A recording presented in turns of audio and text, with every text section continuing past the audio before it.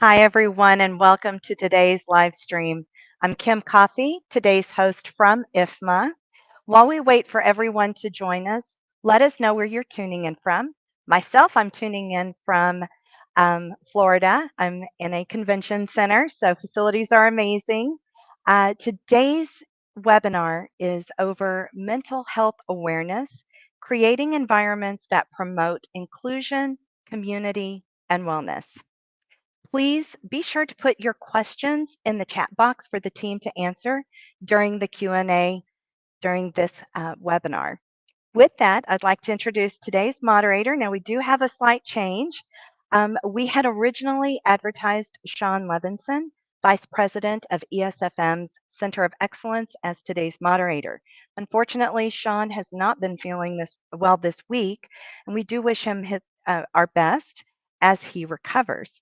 But we're grateful that we have Chris Lilly, ESFM's Senior Vice President of Technology, here with us today. He graciously offered to step in for Sean as today's moderator. So, Chris, with that, I'm going to turn it over to you to kick off today's discussion. Thank you, Kim. Welcome, everyone. As Kim said, my name is Chris Lilly, and I'm going to be sitting in for Sean Levinson today. As a technology guy, I spent a lot of my time trying to align AI solutions with client benefits in the built environment. So today, it gives me great pleasure that we'll be totally focused on real intelligence, and that is people.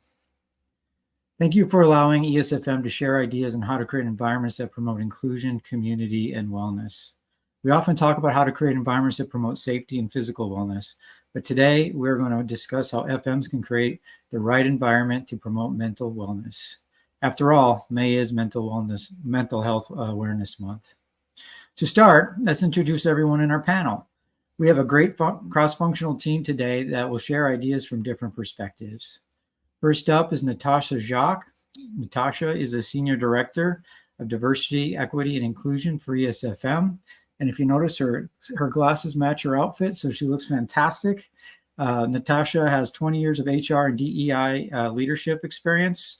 And in her free time, Natasha likes to write and compose music. Next up is Andrea Rossiter. Andrea is the Senior Director of ESG and Brand Strategy for ESFM. Andrea is an award-winning storyteller and technical writer. Andrea aligns ESFM solutions in support of client sustainability and carbon footprint targets. Finally, we have John Ramsden. John is the Vice President of Technical Services and Energy Solutions for ESFM. John has nearly 30 years of experience in integrated facilities management leadership across several types of clients, with great depth and experience in engineering, technical services, and maintenance strategies. John is a veteran of the U.S. Nuclear Naval Submarine Force, where he is a nuclear engineering technician. Say that one 3 times fast. Since it is Mental Health Awareness Month, I'd like to ask each of you to share a place where you like to go to de-stress and recharge. I'll start. My place is Maui. Nothing like great sunshine and beautiful beaches to de-stress. Natasha, where do you like to go? Either around large bodies of water where I can kind of relax, or in the kitchen cooking. That's like a huge form of therapy for me. I love to cook and watch the faces of my family eating a good meal. That's fantastic. Andrea, where do you like to go? I really like to garden, actually. I wish it was Pilates, but it's not. It's gardening. So you'll often find me on the weekends in the backyard doing that with my son. So that's what I really enjoy doing. Someone we do know likes to exercise is John Ramsden. John, where do you like to go to de-stress? Yeah, certainly the beach. But living in Colorado, the beach is kind of off limits 362 days a year. So when I can't get to the beach, I do work out quite a bit. It's good for mental health. I have a gym in my house. And as my close friends say, thank God John works out to keep his head straight. That's right. We all say that. This also keeps us from getting too mouthy with you, because I've seen those pipes of yours. Let's watch a quick introduction video and then jump into our discussion. We know facility managers play an important role in creating environments that support mental and physical well-being, shaping the way someone lives, works, and plays in a space. Recent studies, regulatory compliance, and heightened awareness within the global business community all emphasize the importance of the industry's commitment to fostering healthy spaces where people of all physical and cognitive backgrounds feel supported. 1 in 4 individuals have a sensory processing need. Poorly maintained buildings can make people feel nervous and fearful. Creating accommodations that meet a variety of personal needs is the baseline for supporting neurodiversity, a term rising in recognition that refers to the differences in the way people's brains work. Facility managers can make a direct impact in ways like improved air quality can increase cognitive function up to 101%. An aesthetically pleasing environment reduces exhaustion and improves mental health. Creating inviting, inclusive environments can involve many factors, from comfort and cleanliness to accessibility and ergonomics, green and communal spaces, and more. Today, let's discuss ways we can support these mindful efforts.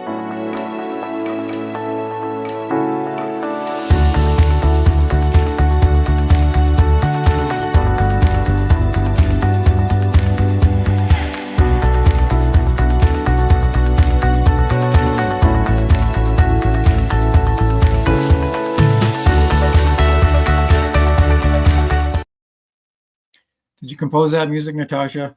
Yeah, it was pretty catchy. I wish. Natasha, when we talk about welcoming our inclusive environments, what factors do we need to consider? Well, Chris, 83% of employees agree that DEI initiatives are an important part of a company's overall commitment to an employee's health and well-being. So I think it's important to acknowledge the whole person and not just as an employee, a client, or an occupant. We have to be mindful that there are barriers that some face that are invisible to others. So one factor to consider is the impact of accessibility, which oftentimes goes unnoticed. Around 16% of the world's population and about 26% of people in the US face various disabilities, according to the World Health Organization and the CDC. As a people company, I think taking care of our own first is always a way that we can better serve our clients. Another factor to consider is that typically when people think of diversity, they automatically think about race and gender, and it's so much more than just race and gender. It encompasses age, ability, and dexterity, as well as neurodiversity. We heard a little bit about neurodiversity in the previous video, but 20% of the US population considers themselves to be neurodivergent. I think we also have to consider the fact that, there are different environmental and other, things that can affect productivity. So social anxiety being one of them, where everyday social interactions can cause anxiety, fear, even embarrassment. And then like a sense of belonging inside of your workplace. It's important to have representation where people feel seen and heard. So are these spaces that people can self-identify and they feel like that's celebrated? And is it a space of true psychological safety? And then environmental. So is the space too loud? Is it too quiet? How's the air quality? What's the temperature? Is it too cold? Is it too hot? I think employees spend around 90% of their time within an organization. So having that wrong work environment can seriously affect their productivity, which ultimately affects their physical and mental well-being. So I hope I answered your question, Chris. You did, Natasha. And 20% of the U.S. population being neurodivergent is an amazing statistic that I was not familiar with at all prior to this. Andrea, where does the FM's role tie into creating inclusive environments? Sure. So I think we have to recognize that facility managers have been doing this work and really considering all occupants for quite some time, but it hasn't necessarily been in the context of creating inclusive environments. For ESFM, we're self-performing integrated facilities management for corporate clients. So we're talking primarily in the context of the workplace.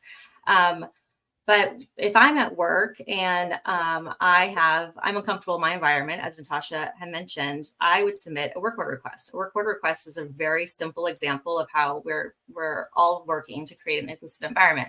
I might say like, hey, I really would love for you to change that temperature. And the facilities team will respond, whether that's to adjust the temperature, potentially bring me a fan if I'm warm.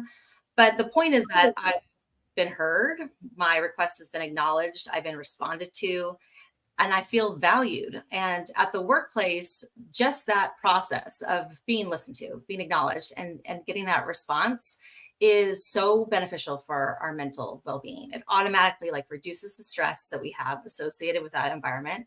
And in the workplace, that means it reduces the stress that we associate with our job. So I think it's important that we give some credit to the efforts that have already been taking place. But then there's also this intersection between sustainability and wellness. You know, what's good for the planet is good for people. And what's good for both of those is great for a company's bottom line. So we see, you know, often facilities managers teams or facility manager teams are talking to the C-suite, for example, about energy saving measures that could bring cost savings and align with, you know, emission targets. But if Natasha and I are going to talk about that same, you know, initiative with an employee experience group, we might reframe indoor air quality to being about mitigating the spread of illness at the workplace. You know, that the company has made an investment towards this. And as a bonus, it's also great for the planet. And so as an employee, you feel like your organization is investing in your health. You feel like they're taking care of the planet. And that's so important. The International Building Institute actually published some research that 1 in 3 employees doesn't know what their own employer is doing for their health. And 2 out of 5 believe that their company is going to put profit ahead of people. So whether it's energy, sustainability, inclusion, like physical or, you know, mental well-being, it's all really connected. And it's really important that we give the right stakeholders the right information. So as a communications expert yourself and a marketing expert, you recommend back to other FMs to share all the information regarding what we're doing to make it a more inclusive environment and a better place to work. That's fantastic. FMs are focused on cost and energy savings, but efforts to save energy also benefit occupants. Let's watch another short video.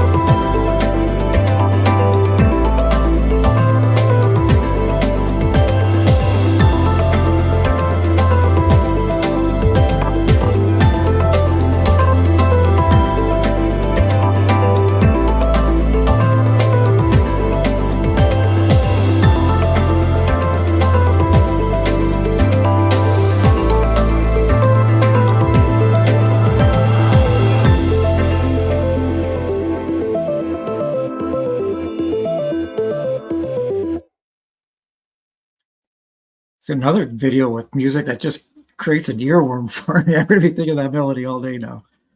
It seems that FMs are balancing 2 things at odds, sustainability and occupant comfort. It's not like they can shut off the AC. John, how do we create a balance here? Yeah, certainly, Chris. And it's always a pleasure following Andrea because she always tees me up so nicely about the FMs and work orders and feedback. So I always appreciate following Andrea. You know, the FMs out there saw that video and it's a great video, but the one part of an occupant just being able to walk by and turn the thermostat up or down, I know we all cringe because that costs electrical costs, but there's a way around that. I think what's important first is to recognize the FM role has changed significantly over the last decade, certainly post-COVID.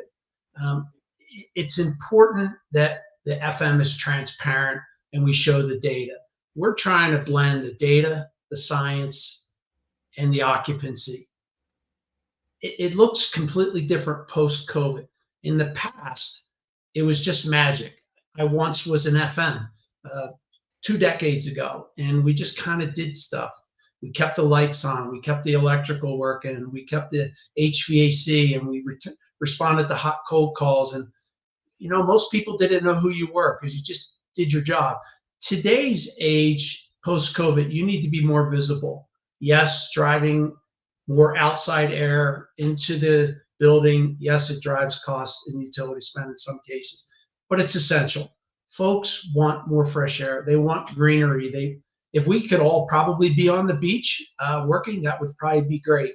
I tell my associates, I really don't care where you're at as long as I can get in touch with you. And I think some of them are on the beach as well. But fresh air is incredible what it does to the mindset of individuals. If you look at the ASHRAE standards that are out there post-COVID, there's some pretty cool statistics of what it's doing. I think it's important also, do we have like a menu or a TV screen or an application on your phone? We need to show what's happening with the indoor air quality. Folks want to know data. Folks are walking around with a cell phone all day long. They're data hungry. I challenge us to put up more TVs and menus. As you're walking in, you not only know what's for breakfast and lunch, but now you know what the indoor air quality is doing. You can look at the CO2 content. You can look at the temperature. Everybody's different. You may think it's 78 degrees in the building. It could be 72. Some run warm, some run cold. I personally run cold, but there are standards, but that doesn't mean the 68 to 74 standards in ASHRAE fit everybody's needs. I think it's important to post the data where everybody can see what exactly is happening in the building, because if they know the data, they can at least try to understand it. And if you understand the data, I think that puts people at ease and it helps their mental well-being. One thing considered, I won't talk about the client, but they did this very well post-COVID. They had quadrant seating arrangements in their building. Some folks like it 80 degrees, some like it 68 degrees. So that's exactly what they did. They set up quadrant seating and folks could navigate around the building and sit where they're comfortable. Some folks like to work in the dark. Some folks like it bright. They did exactly that. For the FM, if you don't have a seat at the table, and I mean the table with where the money is being discussed and the decision maker, look at the data that Natasha shared about well-being and the productivity of our associates and folks that are coming into the workplace. Some folks are still staggered about coming back to work. You have to have a seat at the table with the decision makers, and you have to have your data. Data drives decisions. All the decisions that are made are financial decisions. We have to take care of the building. You have to show your value. You have to show what you're doing in the building. And the only way you're going to be able to get buy-in with that is to have a seat at the table. And that takes networking and it takes sponsorship. The one thing I will say is please don't try and do it yourself. This is not a day job or a part-time job. This is not something that somebody can pick up when they're only have a 40 or 60 hour week. This is a full-time responsibility to have that seat at the table, to be networking correctly, to get the decisions made that need to make the building a better place to come to. Thank you, Chris. Thank you, John. I'm hearing some consistent themes around communication, and as an IT guy, you're never going to hear me push back on data. Data is gold in my line of work. That was just for you. You bet. Thank you. I appreciate you representing well. There's an opportunity out there. What are some of the challenges we're seeing to energy programs that we can, and how can we better manage them, John? Yeah, it's look, if you're paying attention to what's going on with the federal government and the federal mandates and federal benchmarking, it's not going away. It's the real deal, and it's about balancing science, data, and the art that makes the sustainability program successful. I'm going to go back to that. You got the science of the building, you got the data that drives the building and the decisions, but the art are the human beings. The art are the human beings that are in the building, and they have to be part of that sustainable program for it to be successful. It's a true journey. It's not a sprint. Be patient. Make sure you have the right people around you. I think that's a challenge in today's world because it is a new feat that is out there that a lot of companies are trying to get their arms around. The other challenge I'll say is a corporate sustainability plan. If you have it, great. But please don't think that it's applicable for every site, because every site should be treated differently. The footprint is different. The HVAC, the humidity, the demographics are different. The people are different. A corporate sustainability plan does not typically mean it is approachable or applicable for every building. So I challenge you to look at your sustainability plan and make sure it's good for your location. You're going to need help. FMs are so busy with the day-to-day activity that's going on, keeping the clients happy, keeping the occupants happy, again, keeping the building running. You're going to need a team. A lot of folks are so busy, we can't see the forest through the trees, so to speak. We get bogged down with the day-to-day responsibilities. Make sure you have a team. How do we get there? You have to have a baseline. You have to understand what your baseline performance is. If you don't have the knowledge, time, or resources, reach out to your stakeholders. Help is out there. Get involved in IFMA. Free publications is an awesome information you can have pop into your email. AEE, Association of Energy Engineers. There's help out there if you're in a new position, and we see that often. You get put in a new position and you start scratching your head, where do I begin? You have to have buy-in at the top, but you must have the data of what your building is capable of. You'll never get to a sustainability plan if you don't know what the original design, build, and baseline performances of your building. Again, I'll say this, get in front of the decision makers, have a seat at the table, be visible. You have to communicate the expectations upwards. We all know there's a chain of command. I myself am a military person. I'm very familiar with chain of commands, but challenge it. Ask the question why. Have the expectations and communicate that upward, but make sure you bring your data with you, because they're going to say back it up with the data. If you have your data, you'd be good to go. One of the things we do at ESFM is what's called a treasure hunt. This has been probably the fruits of our labor right here. A treasure hunt, an energy treasure hunt, started in the late 90s with Toyota, began really pushing the philosophy. The Department of Energy has a treasure hunt program. We at ESFM self-perform it. It's a 3.5-day class. You learn how to calculate energy consumption, look for air leaks, inefficient use of utilities, and you learn about energy best practices. What does that do for the well-being of the mind of our associates and building occupants? It brings value. There's ownership.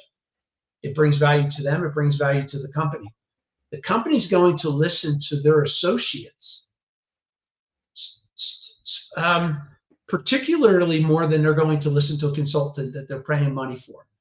Get the associates involved. It generates occupant ownership, their sense of belonging to the greater cause. It's truly a mind massage, as I call it. It's really cool when we self-perform our energy treasure hunts to see the associates that are walking around in a boiler and chiller room for the first time because they come out of accounting or HR and their eyes just open up and they see the forest through the trees. It's super cool.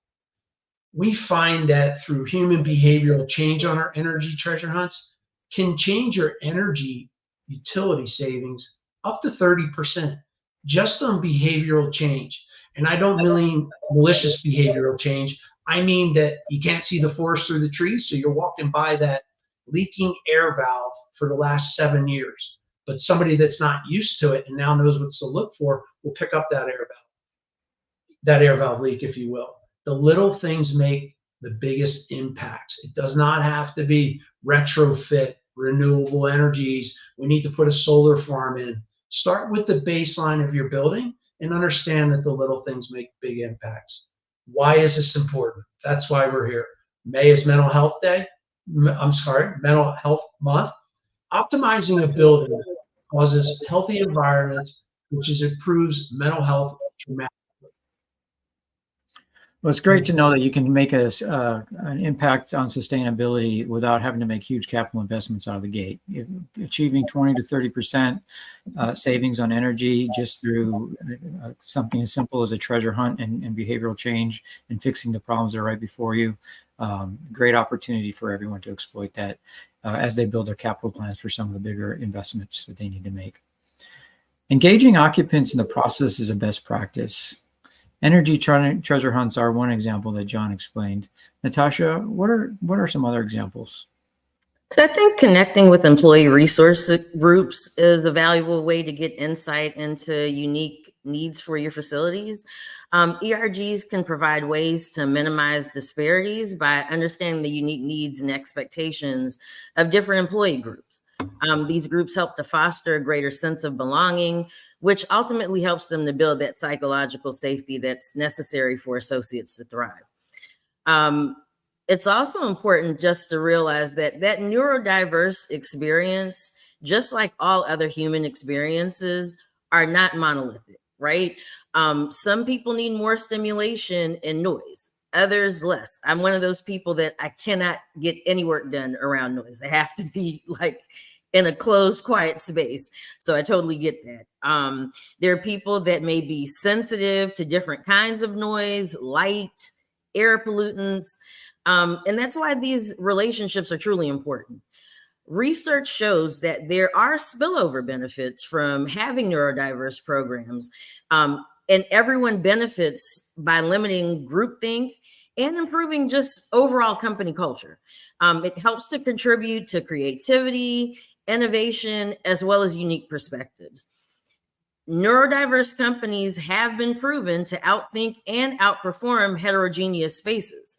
U.S. Department of Labor analysis found that companies who embrace people with common neurological conditions saw a 90% increase in employee retention. And I think that's something that I'm really proud of, that we really support our neurodivergent associates within ESFM.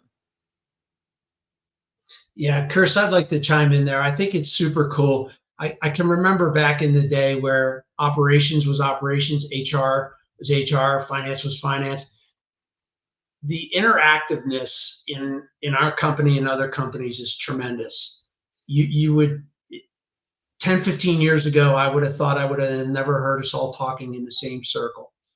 How important it is to have transparent conversations, communication, boards posted. Employees want to know what is going on in their building. And when everybody is singing the same song, not to be a music person there because I can't sing a tune to save my life, but when everybody is singing the same song there, it radiates.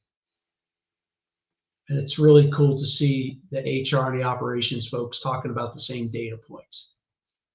Get a little nervous when a submarine guy's talking about radiation. Andrea, what are your thoughts on this topic?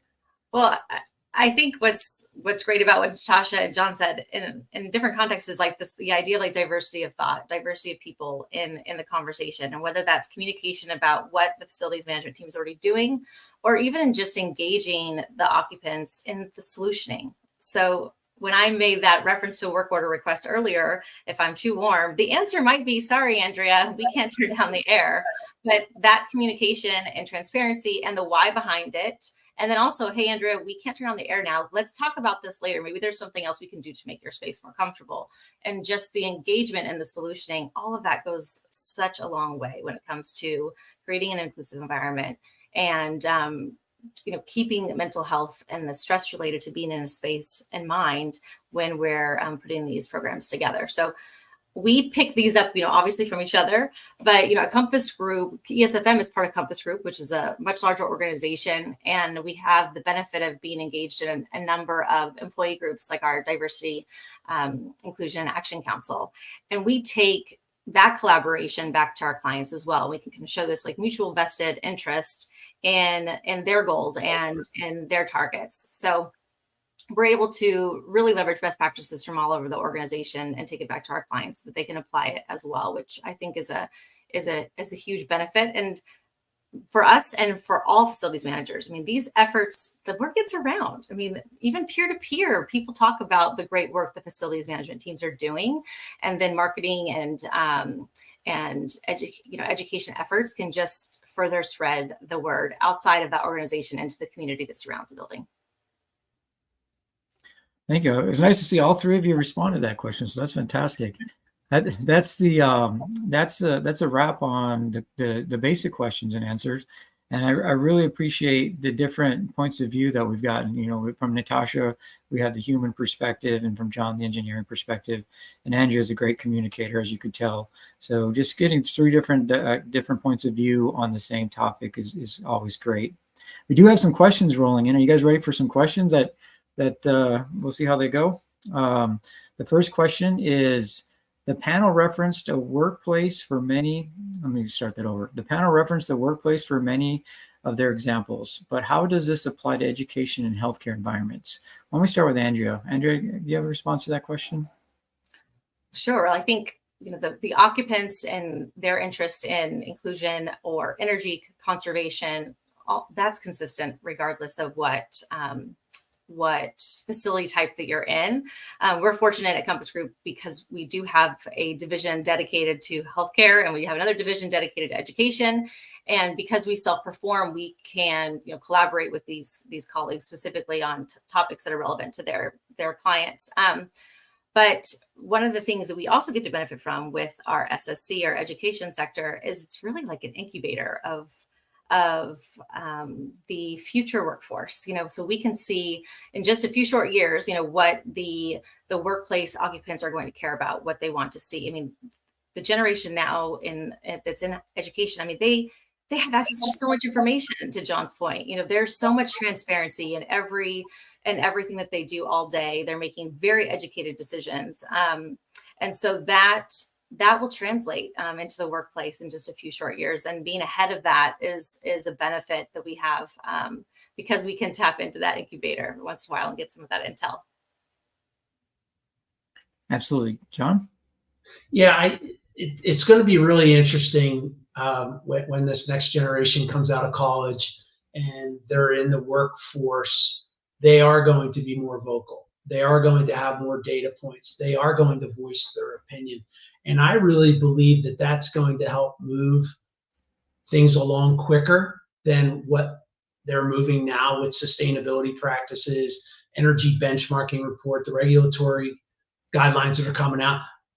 These folks are going to demand that their buildings move along quicker. And as building owners or leasers, I think you better be prepared for that. Personally, I don't think we're moving along quick enough. I think it's going to change in the next 4 to 8 years with this new generation coming out of college. Yeah, change is normal. So that's great that we are able to adapt. Today, we talked a lot about neurodiversity for the occupants they serve for FMs. What are some of the strategies they can employ to support neurodiversity and inclusion on their own teams? Natasha, do you want to take this one? Sure, Chris. So I always say that you only know what you know, right? And that's okay. I think making an effort to learn is a great start. Creating open lines of communication, making sure that you're actively listening and get to know your teams as individuals and not just as associates. Keep in mind that people respond to different types of communication. So learn what works best for each person on your team. Allow your team to take part in creating solutions. I think that really helps to foster a greater sense of belonging, and it can truly shift a company's culture. Pour into your teams and invest in supporting their professional development. At ESFM, we provide a variety of resources to assist in our associates' professional development, such as our English as a Second Language program, which is completely free. We offer mentoring, as well as our Global University of Lifelong Learning program. In addition, we celebrate various heritage months, which ensures that we're celebrating these different cultures and communities that exist within our business. We have a huge focus on mental health awareness and breaking down those stigmas that are often associated with the subject. And we don't just focus on it in May for Mental Health Awareness Month. We keep the conversation ongoing. So it's not a one and done. And that's something that makes me super proud. And then we also have our Diversity and Inclusion Action Council, which we affectionately call our DIAC. And that's really our voice of our people. And we, ensure that we're actively engaging in the communities that we serve. And I think these are, great examples. Don't really cost much to do these things. It's something that you can start with readily quickly. Of course, I have to comment there. With all the data points that Natasha has, the one I would like to say is we have an incredible technical training program that also is available in over 100 different languages. The other point I would like to make out is back in the day, not to date myself, but the FM just did their job. And we just, we came in, we did our job. And of course, things happened off hours, but we didn't communicate We have to communicate. This younger generation, the generations before and after, they want the data points and they know what to do with the information. Don't be afraid of giving the information. Put the data out there. They probably will help us move this along quicker. Hey, John, with that in mind, where can we start? Where does an FM start on taking advantage of some of the information shared today? What's a good place to start? And let's go around the table with this, starting with John. Where's a good place to start on taking some of the ideas that we talked about today and just putting them into action? You know, when I was back in the trades, I loved lunch and learns. I don't see enough lunch and learns going on. And that's just because of the nature of the beast of the business. Everybody's trying to do more with less. I think we need to bring back lunch and learns. I was a big proponent of town halls. We do great town halls. Our CEO, our presidents do town halls monthly. It's incredible. Do we do enough town halls at the local levels across the industry? Folks are knowledge hungry. They want to know the information. And I think there's two areas we could start. And I'll go back to a point I made earlier in the conversation. I do think we need to start putting up a menu board of what's going on with the indoor air quality. The statistics there are incredible of the mind, the mind massage, as I call it, of folks knowing the air they're actually breathing. I think those are three good places to start. Thank you, John. Those are great ideas. Andrew, what are your thoughts on where we start? You know, John made the point earlier around just kind of establishing your baseline, you know, understanding what's going on at your site, but also understanding how your role applies to the organization's targets, you know, the organization's goals, and what they've been potentially already communicating to their employees is that they have said is important to them, because there is a way that we can connect those dots, and there is a way that we can show the occupants and our clients, their employees, you know, how we're supporting that company's overarching goal. It's just a matter of what Natasha and John have both said, you know, engaging those folks in the conversation and being transparent with that information. But I also say, like, lean on other departments. You know, involve your clients, you know, HR team, their inclusion team, their communications team. Let them be the storytellers for you. You know, let them help you help your client. Basically, we're not expecting everyone to see how all of these things are interconnected, but they really are. And it's just a matter of being able to show, you know, how these efforts are all aligned, because facilities managers are creating really inclusive environments. They really are benefiting, you know, the occupants' physical and mental well-being. They are benefiting the planet. It's just a matter of making sure that people know about it. Natasha, do you want to wrap us up here? That was the last question that came in. So once you wrap this up with a great answer from your perspective.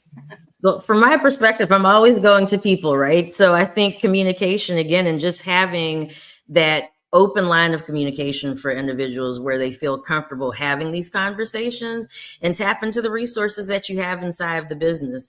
The great thing about diversity to me is diversity of mind. When you're reaching out to different people, you really get to understand what those needs are. And it's no better way than to get the folks involved. Oh, that's great. I'd like to circle back to the beginning now, where Kim mentioned Sean Levinson was going to be your host today.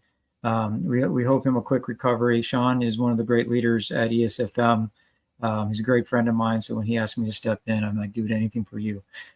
You know, this is more his expertise. But anyway, before you are three of our great leaders at ESFM, from the engineering side at John to the people side with Natasha, and then Andrea as a great communicator and ESG expert. It's been a great pleasure spending time with you. It's been nice talking about how to create environments that promote inclusion, community, and wellness. And I just look forward to the next IFMA workshop. You guys are great, and I appreciate your time today. Thank you. Thanks, everyone. Thank you.